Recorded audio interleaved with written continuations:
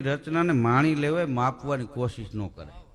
હા, તમે એક ઝાડવું ફળિયામાં વાવ્યું હોય, હાથ સિક્યુરિટી વાળાને રાખો, એને કહેજો કૂપડું ક્યારે ફૂટે, કૂપડ ફૂટે ત્યારે મને કહેજે.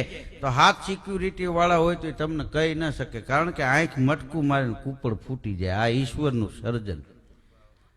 હા, આ ખેડૂત રાતની વાડીએ ભલે ને વાહું જાય, ખાટલો નાખીને હુતા હોય, બાજરો મગફળી કપા, હા, એમાં કૂપડ ક્યારે ફૂટે એ ખેડૂતની પેઠી વહી જાય તો ખબર ન પડે.